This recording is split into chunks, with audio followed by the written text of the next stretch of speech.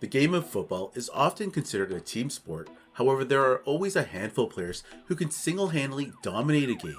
Whether it be a pass rusher who can get at a quarterback at will, or a wide receiver who commands the attention of three defenders, these individuals are simply game changers. They command the utmost respect from the opposing teams, but oftentimes still manage to always pull through. And during the 1990s, no player would exemplify this more than former Detroit Lions Hall of Fame running back Barry Sanders.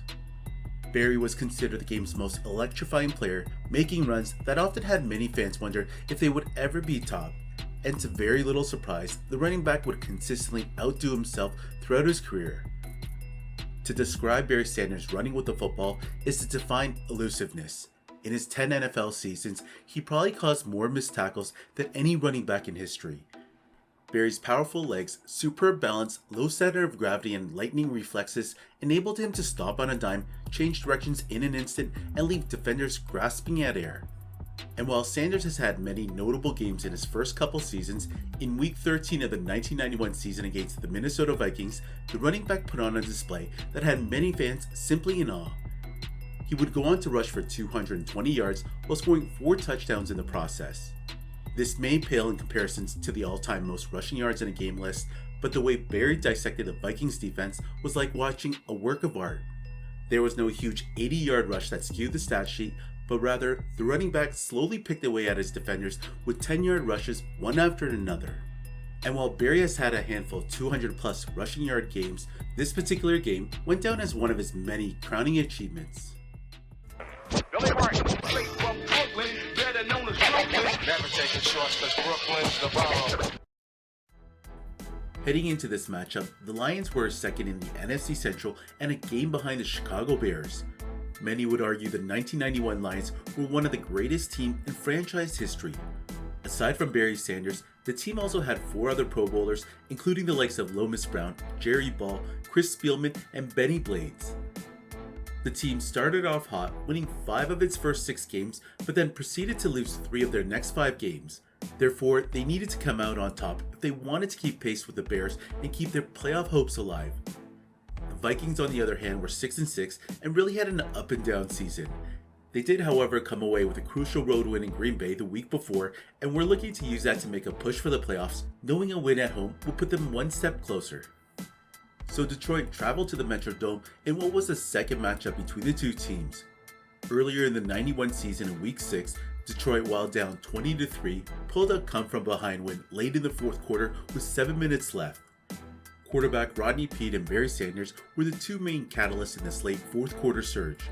The running back was mostly held in the first 3 quarters, but came to life when it mattered most and finished the game with 192 all-purpose yards and a touchdown. And this game likely went down as the greatest comeback in Detroit Lions history. That being said, there was going to be a lot of emotions from Lions players as the week before against the Rams, lineman Mike Utley was paralyzed from what first seemed to be a rather innocuous challenge. Utley was blocking Mike Rocker in the first play of the fourth quarter, and as Rocker jumped up to block the pass, he hit Utley on the helmet, causing him to fall and landing head first. The lineman was paralyzed, fracturing his vertebrae, rupturing a disc, and damaging spinal cord ligaments. So as the Lions headed out on the field, the players all wore the number 60 on their helmets to tribute their teammate. So after the Vikings started the game going 3-0, Detroit took a gamble early in the game as on 4th and inches from their own 42, head coach Wayne Fontes elected to keep the offense in. And backup quarterback Eric Kramer, who was filling in for Rodney Peete after a season-ending Achilles injury, snuck in for a new set of downs. Then on the very next play, Kramer would dish the ball out to Barry Sanders for his first touch of the game, and the running back made a couple nice moves, juking 2 defenders for a pickup of 8. Later in the drive, the Lions offense got into the red zone, and from 1st and 10, Sanders ran to his right all the way in for a 17-yard rushing touchdown. And when looking at the replay, this was Barry at his best. His first move shook Jimmy Williams, and then he proceeded to push off his next defender and scamper in for the score. Detroit would take the early 7-point lead after Eddie Murray knocked in the extra point kick. Late in the quarter, Minnesota began to start mounting a drive of their own. From 2nd and 8, Rich Gannon made a run down the left for a gain of 13 yards.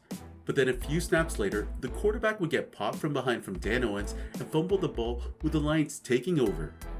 Detroit was unable to convert the turnover to points and ended up having to punt the ball. In the second quarter, after the Vikings committed their second straight turnover, the offense began to get going. First, a 12-yard run from Herschel Walker, followed by a 23-yard grab from Steve Jordan, set up this clever play involving Rich Gannon to Darren Nelson, who floated a 25-yard pass in the end zone to Anthony Carter to tie the ball game. On the ensuing kick return, Detroit's Mel Gray returned the ball for 71 yards, setting the offense up in great field position. From Minnesota's 27, Barry got to work. On the first play, after seeing no holes in the middle, Sanders got by a Vikings lineman and proceeded towards the sidelines for a pickup of 8. If this were any other running back, they would have been stopped short and tackled for a loss, but instead, they were made to look like a bunch of hopeless children chasing after a grown-ass man. The Lions ended up having to settle for a field goal after the offense stalled in the red zone. So the first half concluded with the away team up 10-7. The Vikings didn't have much of a run game, and this really limited the offense.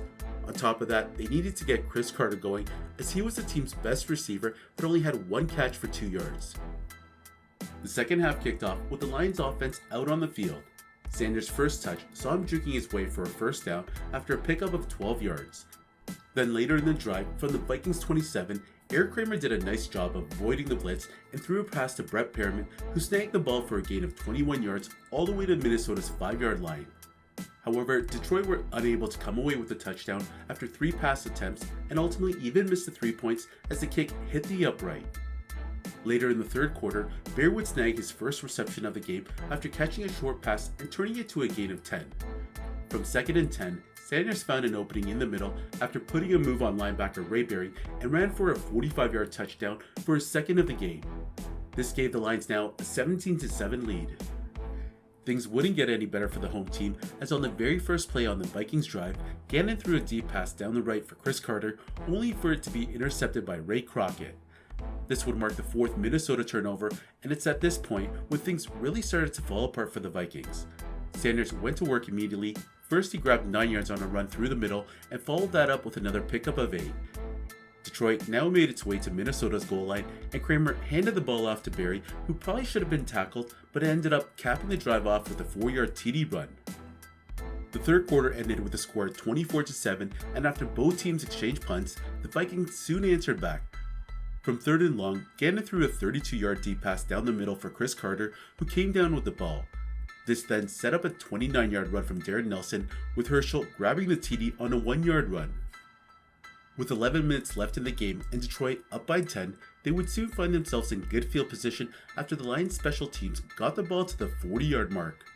The next play saw Kramer hand the ball off to Sanders, who proceeded to slalom his way for 45 yards.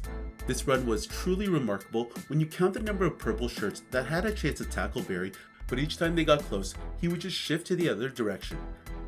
This drive would be capped off with Sanders' 4th touchdown of the game, on top of the 220 rushing yards off of 23 touches. With the game out of reach, the Lions would add another field goal for good measure, and Detroit would sweep the season series for the first time since 1962. While Barry has rushed for more yards than the game against the Vikings, this was still clearly one of the most memorable games in the running back's 10 seasons in the NFL.